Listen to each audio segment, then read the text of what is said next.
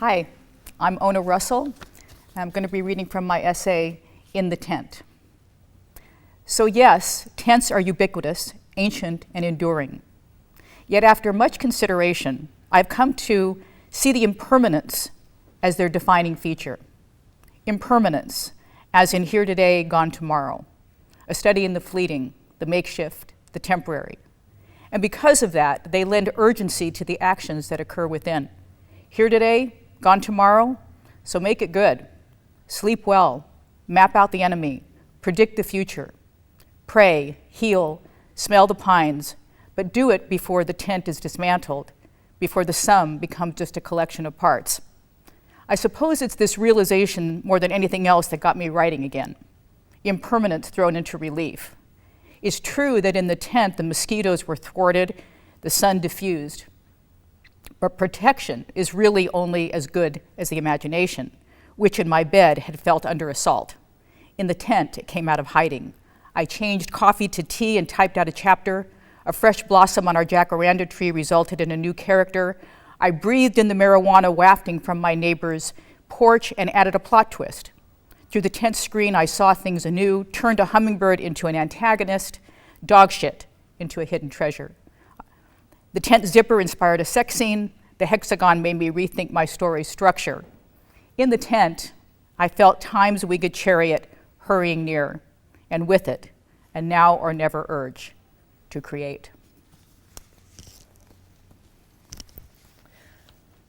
Ona, so what inspired you to use a tent as kind of the central focus for this story? Well, it was actually a real tent.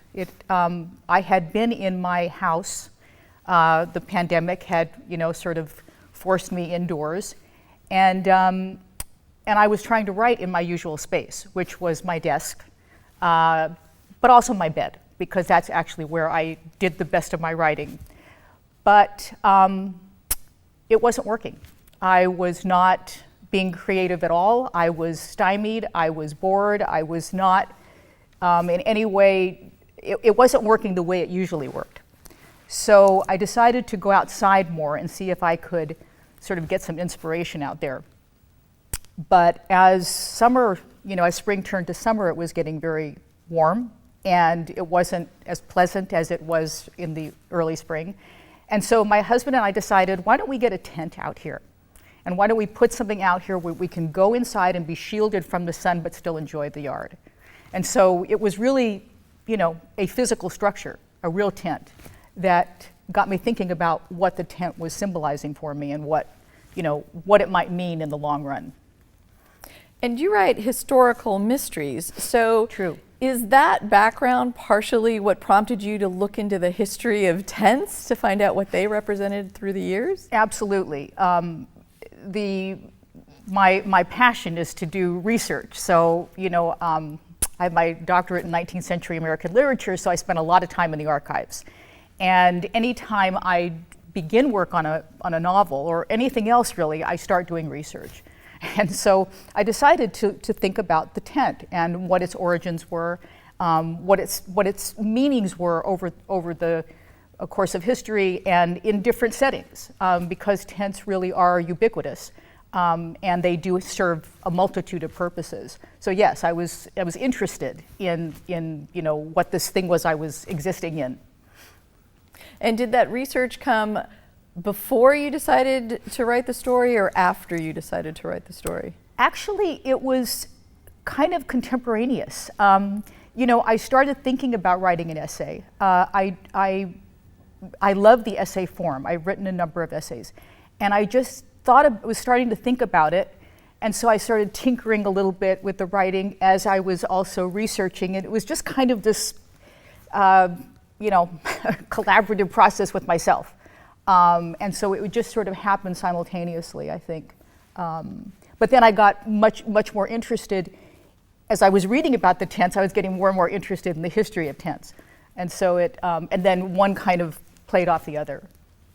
And kind of the other aspect of history here is that this is the San Diego Decameron project, Yes. which ties back to a work that was done centuries ago. How did that feel to you? Did you feel it gave you this connection to the past? Absolutely. way back in grad school, I read the Decameron, and of course I couldn't remember a lot of it, so I had to go back and refresh my memory. But the idea of it being a kind of escape from the sort of horror that was going on around me and around them, right? Because there was this Black Death, and it was this kind of attempt to have life amidst death. And I think that the idea of storytelling is a way to create some sort of world where you can control things, where things are not as chaotic as they are in the real world, and you have a chance to create characters that do the things that you want them to do. So I think there's this kind of this quality of life about the storytelling component of both the Decameron, the real Decameron, and what was going on with me, and the sense that the tent also was this place where I felt this sort of urgency to do something in the here and now, despite all the stuff that was going on around me. And did the process of writing this kind of change your perspective on the pandemic in any way? Yes. I think that first of all, this connection to the past, and the sense that you get through these moments, even though while you're going through it, it feels, endless. And I think, so this connection to the past, to see that people had how they had done it, how they had had to get through it, how Boccaccio had managed to get through it. And I think also for me that life didn't stand still.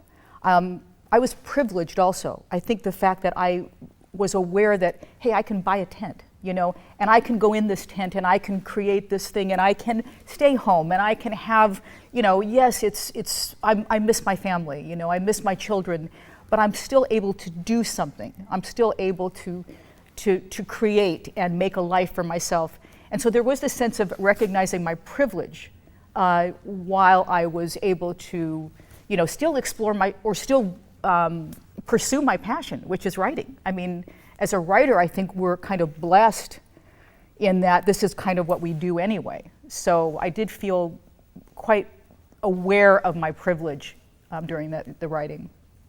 And how does it feel to be a part of this where these stories are going to be preserved and kept for future generations to look back on?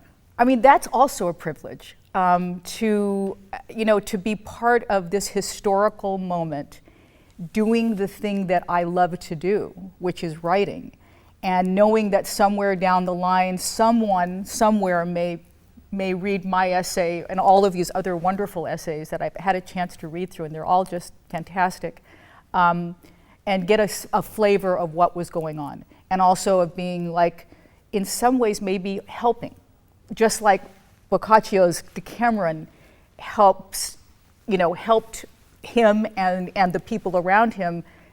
We also still are reading it, and it helps us, this ancient text.